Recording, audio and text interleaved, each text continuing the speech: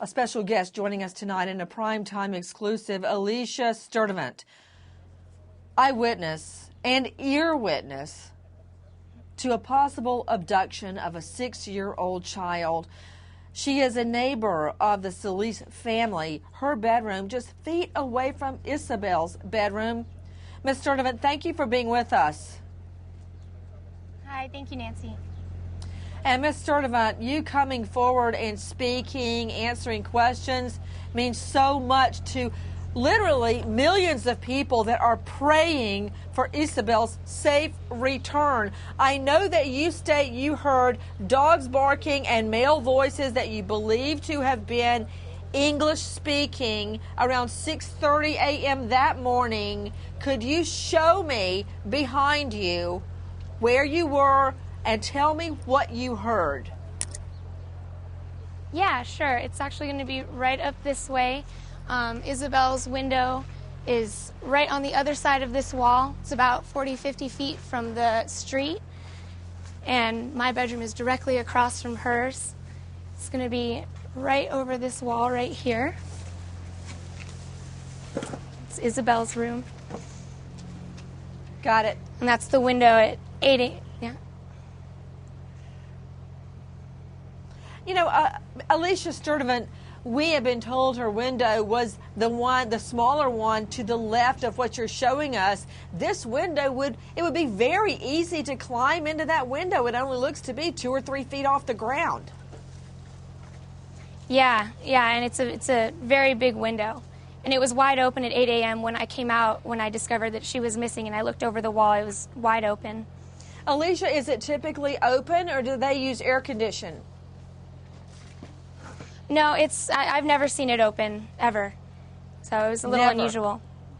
So I noticed that they don't never. have burglar bars. Do you know if they have an alarm in the house? Have you ever heard it set off accidentally?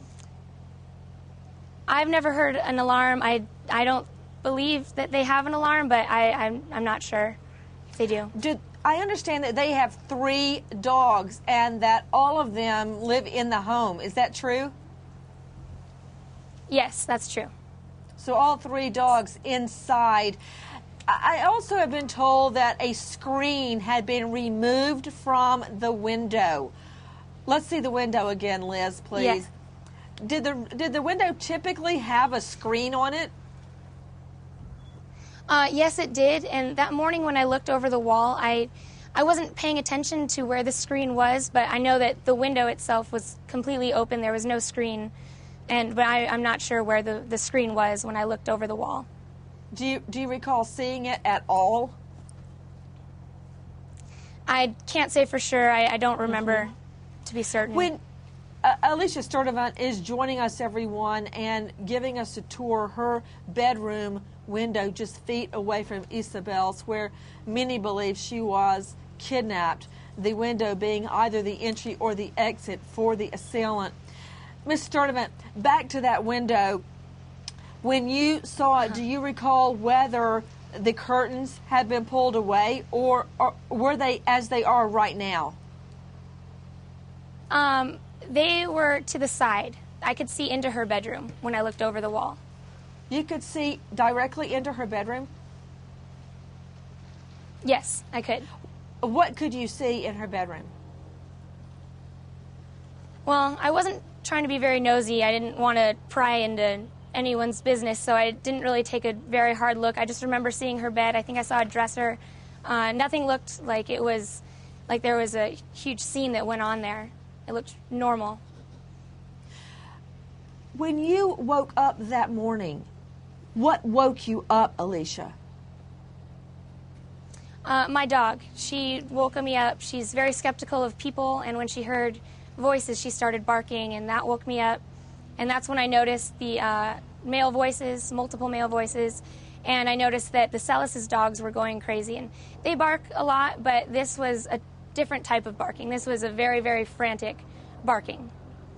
Alicia, were the Celis dogs in their home barking or outside barking? They were outside. Oh, okay, so the dogs were not in the home. I thought they lived inside dogs. They're usually outside. Whenever I'm home, I always see them outside. Okay, so you heard the dogs, the Celis dogs, barking outside. How do you know that it was 6:30 a.m.? Because it was really early and I wanted to know what time it was, so I checked my cell phone real quick to see what time it was.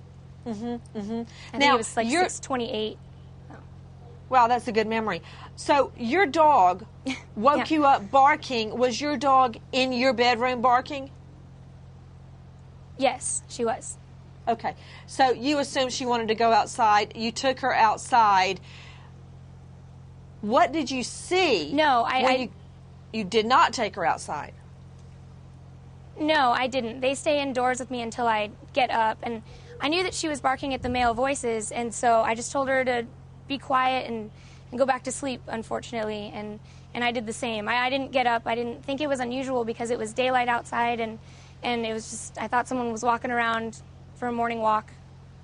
Okay, now that's interesting. Had you ever heard male voices outside? Because if I heard male voices right outside my window, I would be concerned because I wouldn't be used to hearing that.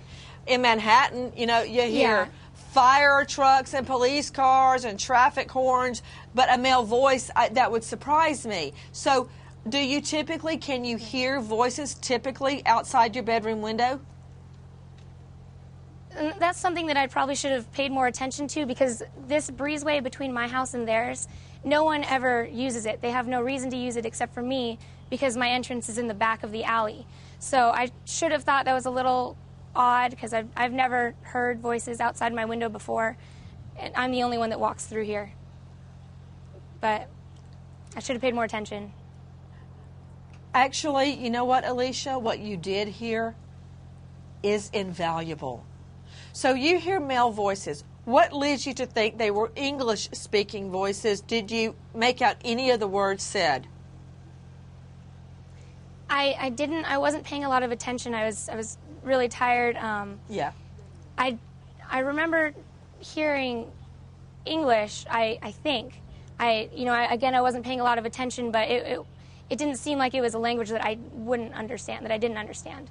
Do you recall really any of the words? Voices. What were they saying? No, I don't recall anything. It sounded to me like they were having a conversation. No yelling, no screaming, no struggling, just that they were having a conversation. And were they speaking in low tones so no one would hear them, or was it like someone walking through? Well, my windows are really thin. I can hear everything, so I haven't tested the theory, but I assume that they were talking a little quieter. I mean, I could understand that there were people talking, but I couldn't hear exactly what they were saying. So, I don't know. Did you recognize the voice? Would you recognize anyone in the Celis family? Would you recognize, for instance, the brothers or Mr. Celis?